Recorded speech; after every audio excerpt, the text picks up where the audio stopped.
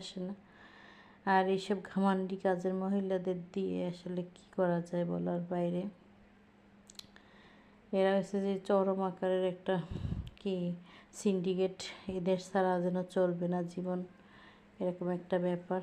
মাঝে মাঝে মনে হয় যে ছোটো বাবুটা যদি দ্রুত বড় হয়ে যেত, এইসব হেল্পিং হ্যান্ড আশেপাশেই বাসার কাছে ঢুকতে দিতাম না। আর ছোটো বাচ্চারা আসলে অনেক সময় অনেক করে, যার কারণেই আসলে কাজের মানুষের প্রয়োজন হয়, আদারওয়াইজ কাজের মানুষের দরকার হয় না। নিজের কাজ নিজেই করা বেটার, যেমন বাহিরের দেশের মানুষগুলো যেমন করে। আর এই যে দেখেন আমার কিন্তু ডিম আলুটা হয়ে গেছে। আর আজকে প্রত্যেকটা খাবারই আমি একটু ঝোল ঝোল করে রান্না করব, একেবারে কষা কষা রান্না করব না।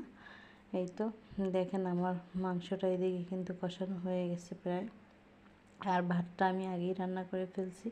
আজকে এই 2 রকম খাবারই আমি আসলে রান্না করব, এরপরে আর কি